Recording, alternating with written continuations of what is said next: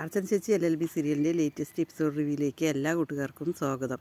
വിജയശങ്കറും ചന്ദ്രയും കൂടി നോക്കുമ്പോൾ ശില്പിയായിരിക്കും വന്നിരിക്കുന്നത്. ഇതെന്താ ഇവൾ ഇങ്ങോട്ടേക്ക് വന്നിരിക്കുന്നത് എന്ന് ചിന്തിക്കുകയാണ് കേട്ടോ. എന്താ നീ ഇങ്ങോട്ടേക്ക് വന്നത് എന്ന് ചോദിക്കുമ്പോൾ പറഞ്ഞ പൈസ തരണം നിങ്ങൾ എന്ന് പറയുകയാണ് കേട്ടോ. നീ കുറച്ച് നേരം അഭിനയിക്കുകയല്ലേ ചെയ്തുള്ളൂ, അതിന് ഇത്രയും പൈസ വേണോ? അത് തരാൻ പറ്റില്ല എന്ന് ചന്ദ്ര പറയുകയാണ്. അഭിനയിക്കുകയോ? നിങ്ങൾ ആദ്യം കള്ളക്കേസിൽ കൊടുക്കാൻ പറഞ്ഞു, പിന്നെ ഞാനത് വേണ്ട പോലെ ഞാൻ ചെയ്തു, അതുകൊണ്ട് പറഞ്ഞ തുക തന്നെ വേണം പറയും. ഇല്ല തരില്ല, 25,000 രൂപ തരാം എന്ന് ചന്ദ്ര പറയണം. അതേസമയം വിജയശങ്കർ പറയുകയാണ്, ചന്ദ്ര നീ ഇതിൽ ഇടപെടണ്ട, ഞാൻ എന്താണ് പറഞ്ഞാൽ ചെയ്യാം എന്ന് പറഞ്ഞിട്ട് 35,000 രൂപ ഞാൻ തരാം, അത് GPay ചെയ്ത് തരാം എന്ന് പറയണം കേട്ടോ. അതേസമയം ശില്പ മനസ്സോട് കൂടിയിട്ടാണ് ശരി എന്ന് പറഞ്ഞിട്ട് പുറത്തേക്ക് വരികയാണ്. ആ സമയത്ത് തന്നെ ആര്യ ശില്പയെ കാണുകയാണ്. എന്താ ഇവിടെ വന്നത് എന്ന്. ഇവിടെ വക്കീലിൻ്റെ വീടല്ലേ, അപ്പോൾ വരാനുള്ള അവകാശം ഉണ്ടല്ലോ എന്ന് ശില്പയോട് പറയും. ശില്പ പെട്ടെന്ന് തന്നെ ആലോചിക്കുകയാണ്, ഇവരെ ഞാൻ എവിടെയോ കണ്ടിട്ടുണ്ടല്ലോ, ആ വീഡിയോയിൽ കണ്ട സ്ത്രീയെ തന്നെയാണല്ലോ എന്നിങ്ങനെ വിചാരിക്കണം കേട്ടോ. പെട്ടെന്ന് തന്നെ ശില്പയോട് മുട്ടയിന്ന് മുളച്ചിട്ടില്ല, അപ്പോഴേക്കും ചോദ്യങ്ങളാണ് എന്ന് പറഞ്ഞിട്ട് ശില്പ ആര്യ പറഞ്ഞതിന് ശേഷം ശില്പ പോവുകയാണ് കേട്ടോ. അതേസമയം ആര്യ അകത്തേക്ക് പോയിട്ട് വിജയശങ്കറിനോട് ചോദിക്കണം, അച്ഛാ ആ വന്നത് ആരാണ് എന്ന് ചോദിക്കും. അതേ എൻ്റെ ഒരു ക്ലൈൻറ്റാണ് ചോദിക്കും. എന്താണ് ചോദിക്കുക. എല്ലാ ആ വീഡിയോയിൽ കണ്ട ആ സ്ത്രീയെ പോലെ ഉണ്ട് എന്നിങ്ങനെ പറയുകയെ അതൊന്നും അല്ല എന്ന് പറയണം കേട്ടോ. അതിന് ശേഷം അർച്ചനയ്ക്ക് ആര്യ ഫോൺ ചെയ്യണം കേട്ടോ.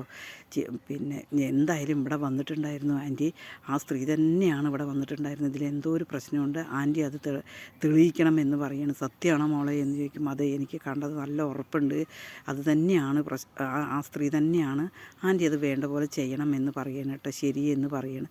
അതിനുശേഷം JKയോട് അർച്ചന പോയി പറയണം കേട്ടോ, ആര്യ ഇങ്ങനെ വിളിച്ച് പറഞ്ഞിരുന്നു എന്ന് പറയുമ്പോൾ JK പറയും, അവൾ പറഞ്ഞത് വിശ്വസിക്കാൻ പറ്റുമോ എന്ന് ചോദിക്കും. അതെ, അവൾ പണ്ട് നെഗറ്റീവായിരുന്നു, എന്നെ എൻ്റെ മോളെ ദ്രോഹിക്കുകയായിരുന്നു, പക്ഷേ ഇപ്പോഴവൾ നല്ല സ്വഭാവത്തിന് മാറ്റം വന്നിട്ടുണ്ട്, അവൾ പറഞ്ഞത് ശരി തന്നെയാണ് എന്ന് പറയണം കേട്ടോ. അതിന് നമ്മുടെ കയ്യിൽ വല്ല തെളിവുണ്ടോ എന്ന് JK ചോദിച്ചു.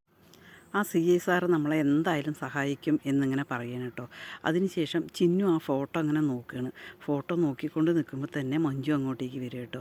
മഞ്ജു അതിന് മുമ്പേ പറഞ്ഞിട്ടുണ്ട്, ഈ എഴുത്തുകാരൊക്കെ ഇങ്ങനെ തന്നെയാണ്, അവർക്ക് പ്രണയാതുരമായ കാര്യങ്ങളാണ്, അതുകൊണ്ടാണ് അവരിങ്ങനെ നിനക്ക് ഈ ഫോട്ടോ തന്നത് എന്നെല്ലാം മഞ്ജു ഇങ്ങനെ പറയണം കേട്ടോ. അതേസമയം ചിന്നുവിന് എത്ര ആലോചിച്ചിട്ടും ഒരു പിടി കിട്ടുന്നില്ല. ചിന്നു പെട്ടെന്ന് തന്നെ ഫോൺ എടുത്തിട്ട് JK വിളിക്കുകയാണ് കേട്ടോ. അങ്കിളെ സുഖമല്ലേ എന്ന് ചോദിക്കുമ്പോൾ JK ചോദിക്കേണ്ട, എന്താ മോളെ വിളിച്ചത്, ഗിഫ്റ്റൊക്കെ കിട്ടിയോ എന്ന് ചോദിക്കും. അതേ കിട്ടി. അങ്കിൾ ആ തന്നെയാണോ അത് വാങ്ങിയത്, ആരുടെ കയ്യിലും പൈസയെങ്കിലും കൊടുത്തയച്ചിട്ട് വാങ്ങിപ്പിച്ചതാണോ എന്ന് ചിന്നു ചോദിക്കാനിട്ട്. അല്ല മോളെ, ഞാൻ തന്നെ സെലക്ട് ചെയ്ത് വാങ്ങിയതാണ്, എൻ്റെ കൂടെ ഒരാളും കൂടി ഉണ്ടായിരുന്നു, അയാളെക്കുറിച്ച് ഞാൻ പിന്നെ പറയാം എന്ന് പറയണം കേട്ടോ. എന്തായാലും ശരി, എനിക്ക് അങ്കിളെ ഒന്ന് കാണണം എന്ന് പറയും. അതിനെന്താ മോളെ, ഉച്ചയ്ക്ക് ശേഷം വായോ എന്നിങ്ങനെ പറയണിട്ട്. ഇതെല്ലാം മഞ്ജു കേട്ടുകൊണ്ട് നിൽക്കുകയാണ് കേട്ടോ. അതേസമയം ചന്ദ്രയും വിജയശങ്കറും കൂടിയിട്ട് CAയെ പോയി കാണാൻ പോവുകയാണ് കേട്ടോ. ഈ അച്ചുവിനെ എന്തായാലും ശരി ഒരു ഇഞ്ചി പരുവാക്കണം, അവനെ ജയിലിൽ കിടത്തിയിട്ട് അടിക്കാൻ പറ്റുമോ എന്നെല്ലാം ചോദിക്കണം. അതിന് വേണ്ടത് ഞാൻ എന്താ ചെയ്തോളാം എന്ന് പറയണം. അവനല്ലെങ്കിലും ഇത്തിരി കൂടുതലാണ്, അത് ഞാൻ ശരിയാക്കി കൊടുക്കാം എന്ന് CI പറയണം. അതേസമയം CI പൈസ വേണമെന്ന് പറയണം കേട്ടോ. അത് എത്രയാണെങ്കിലും ഞാൻ തരാം എന്ന് പറയണം. അവൻ്റെ അധപ്പതനം കാണണം, അതാണ് എൻ്റെ ആവശ്യം എന്നിങ്ങനെ ചന്ദ്ര പറയും. അത് നിങ്ങളൊന്നും കൊണ്ടും പേടിക്കേണ്ട എന്ന് പറയണം. എന്നിട്ട് ആ CIക്ക് വിജയശങ്കർ പൈസ കൊടുക്കണം കേട്ടോ. അച്ചുവിൻ്റെ കാര്യം ഞാൻ ഇന്ന് തന്നെ ശരിയാക്കിക്കൊള്ളാമെന്ന് അവർ വാക്ക് കൊടുക്കണം കേട്ടോ. ഭയങ്കര സന്തോഷത്തോടു കൂടിയിട്ടാണ് ചന്ദ്രയും വിജയശങ്കറും അവിടെ നിന്ന് പോവുക കേട്ടോ. പിന്നീട് മഞ്ജു ഫോൺ ചെയ്യണം കേട്ടോ. മധുബാലയ്ക്കും അതേപോലെ ചന്ദ്രയ്ക്കും ഫോൺ ചെയ്യുകയാണ്. ചിന്നു ഇങ്ങനെ ഫോൺ ചെയ്തിട്ടുണ്ടായിരുന്നു എന്നും ഉച്ചയ്ക്ക് ശേഷം അങ്ങോട്ടേക്ക് പോകാം എന്നാണ് പറഞ്ഞിരിക്കുന്നത് എന്ന് പറയണം. അത് കേൾക്കുമ്പോൾ ചന്ദ്ര പറയുന്നുണ്ട്, പിന്നെ എന്തെങ്കിലും പറഞ്ഞോ എന്ന് ചോദിക്കുമില്ല, വേറൊന്നും ഞാൻ പറയുന്നത് കേട്ടില്ല എന്ന് പറയും. ഇങ്ങനത്തെ ഫോട്ടോ കിട്ടിയിട്ടും അവൾ ഇനിയും പഠിച്ചില്ല. ഏതായാലും ശരി, അവൾ പിന്നെ JK കാണാൻ പോകുമ്പോൾ ഏതായാലും ഞാൻ വേണ്ട പോലെ കാര്യങ്ങൾ ചെയ്യുക, പിന്നീട് ഒരിക്കലും ജീവിതത്തിൽ അവൾ കാണാത്ത പോലെ ഞാൻ ആക്കി കൊടുക്കാം, ഞാനൊരു അഡ്വക്കേറ്റിൻ്റെ ഭാര്യയല്ലേ, എനിക്കും ചില കഴിവുകളുണ്ട് എന്ന് പറയണം. മഞ്ജുവിനോട് പേടിക്കണ്ട എന്നും പറയണം കേട്ടോ. പിന്നീട് JKയും അർച്ചനയും കൂടിയിട്ട് പിന്നീട് പോയി SPയെ കാണുകയാണ് കേട്ടോ. എനിക്കറിയാം ഒരിക്കലും അച്ചു അങ്ങനെ ചെയ്യില്ല, അച്ചു നല്ലൊരു പോലീസ് ഉദ്യോഗസ്ഥനാണ്, എനിക്കും ഇതുപോലത്തെ അനിയനുണ്ട്.